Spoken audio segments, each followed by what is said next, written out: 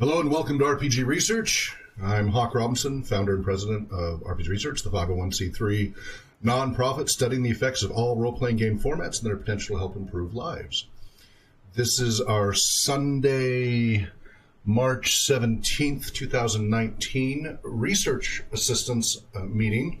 This is where all the researchers and research assistants touch base on Sundays and Tuesdays, 2 different times, 2 different days to allow for people's different work schedules.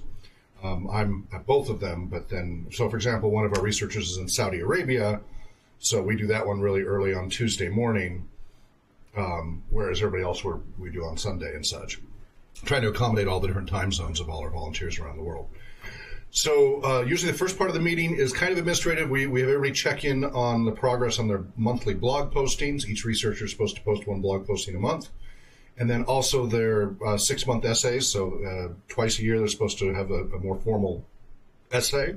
And then also their overarching annual research project, whether it's involved with one of our main projects or something that they're doing that they're focused on related to role-playing music and role-playing games.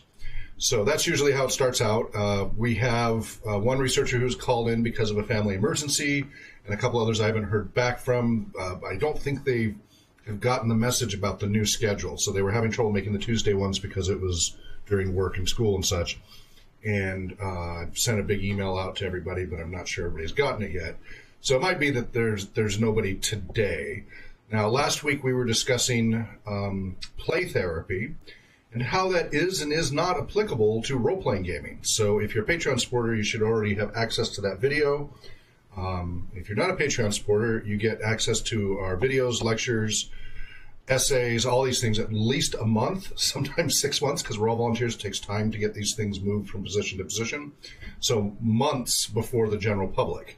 And it's our way of saying thank you to the donors for helping us exist as a nonprofit. We don't really have any products and goods to give, so the best we can give is sharing all this information, the training, the essays, the research. That's what we do, and then we do our community programs. We don't broadcast those, obviously.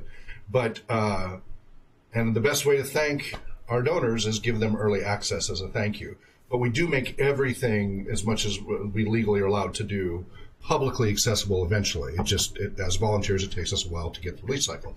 So if you want to be up to date on the conversations, the latest research, latest information, please support us over at patreon.com/RPG Research. You learn more about different donation options, PayPal, Patreon, Amazon Smile, Facebook, etc. At rpgresearch.com/donate.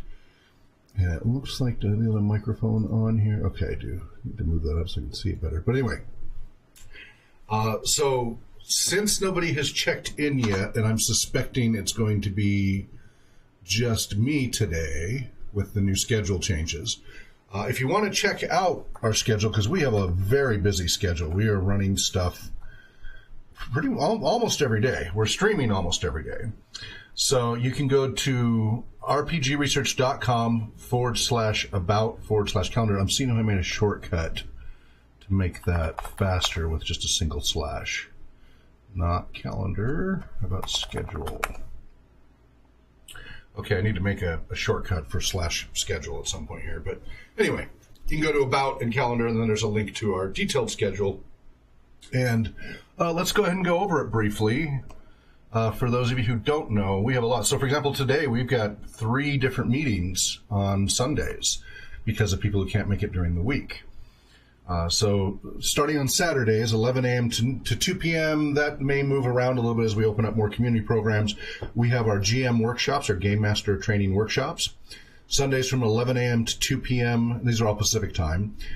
We have our researchers meeting. Then from 2 p.m. to 5 p.m. is another theory or applied gaming session. It could be workshops, but usually it's a continuation of either Mondays or Thursdays theory or applied gaming. Then Sunday from 5 to 9 p.m., this is all today, Heroes of the Mist actual play audience interactive tabletop role-playing game show. Then we have Monday's administrative meeting from 6 to 7, which we do broadcast. And then from 7 to 10 p.m., we have either theory, role-playing game theory-related discussion or applied gaming, where we're actually running games. So any of these theory or applied gaming days, we'll either be discussing theories or we will be running actual games. We might be evaluating new games. We might be running from our tier. We have tiers 1 through 3 of games that we offer to the community and that we use for research. We're trying to standardize all of that, so all of our game masters are getting trained with a similar set of games. That helps with research, and it helps with providing community programs. So we have a set number of those games being offered. We're still evaluating some of them. So sometimes we're evaluating new games. Other times we're running those games to train the new game masters here in kind of the safe lab bubble before we have them out in the community on Fridays or Saturdays or Sundays. So that's Sundays, Saturdays, Sundays, Mondays, and Thursdays alternate between that theory or applied gaming. So you can watch all kinds of games, and often we'll try new games as well. Some them from recommendations from you folks. Tuesdays, researchers meetings from 9 a.m. to noon. That's kind of for the folks who are in distant time zones away from the Pacific zone that can't make the Sunday one. Wednesdays are pretty much focus on going through applications and interviews for new volunteers. It's a lot of work trying to keep up with all of that, so kind of had to set a dedicated day for that. Thursdays from 4 to 5 p.m., remember these are all Pacific time, is the RPG talk show. Then later that Thursday from 6 to 9 p.m. is either RPG theory or applied gaming. Fridays from 4 to 7 p.m. we do our drop-in and RPG community outreach program, so that's dropinandrpg.com, where we go to different locations every Friday from 4 to 7 p.m. We actually get there about 3:30. And whether we're at a library, a community center, a school, or we take our wheelchair-accessible RPG bus and RPG trailer and literally park them on a street corner on a busy street or at a park and set up and invite people outside of the gamer bubble, right? We're not going to game stores, we're not going to conventions. We do that too, but this is to reach out to everybody else.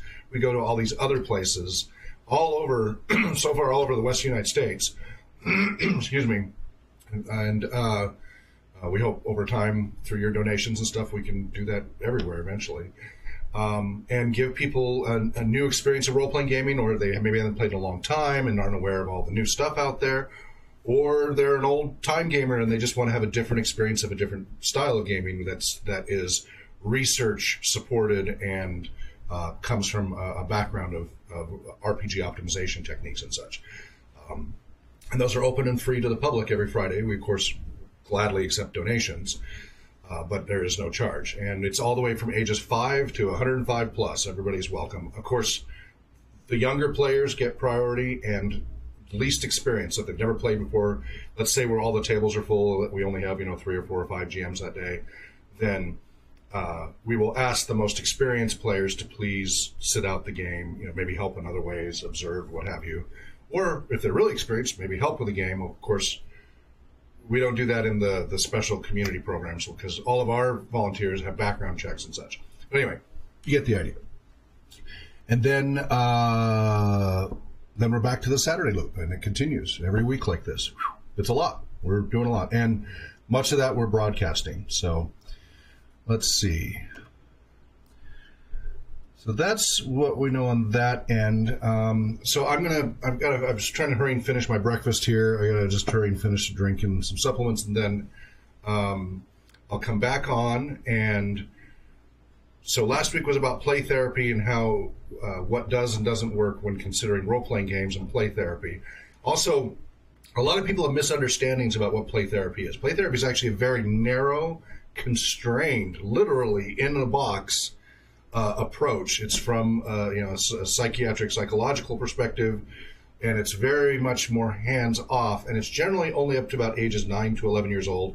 The idea is that it allows pre-verbal populations to communicate through play any issues they may be having and such, and it's very much hands-off. And so we discussed that in depth, went through all of the much of the policies and methodologies and considerations of play therapy last week.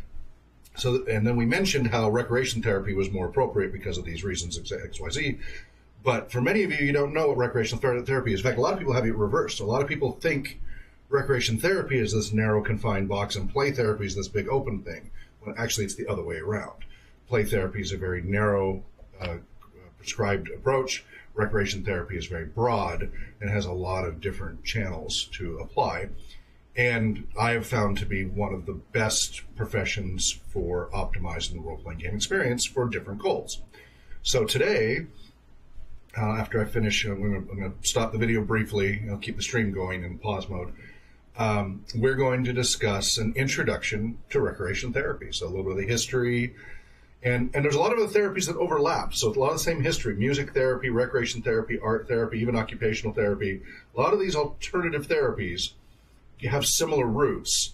And sometimes, especially like occupational and recreation therapy, they're fighting, unfortunately. I wish they would work a little more cooperatively, eat their own dog food, but they're fighting over clients and roles and such between occupational and rec therapy. And there's a little bit of that with music therapy and art therapy too, because recreation therapy is so broad. It's a recreational activity. Recreational therapists generally offer it. So we're going to talk a little bit about the history and evolution of recreation therapy, some of the core tenets, theories, methodologies, principles. We won't get into a lot of deep work. This is assuming you have no idea what recreation therapy is, so it's an introductory session. And then we give these recordings to our staff also so that they can have this. Again, I prefer it interactive with staff here, but some days it works out, some days it doesn't. And I'll probably do this again on one of our Monday or Thursday theory sessions. So it's also a practice session because I have not run this intro course in, I think, more than a year. So I'm a little rusty. So this will be good practice if nothing else. So anyway, I'll be back in about, give me about 3 to 5 minutes here to wolf down the rest of my breakfast, and then we will talk about an introduction to recreation therapy. We'll be right back. Please don't go away. I'll keep the stream going.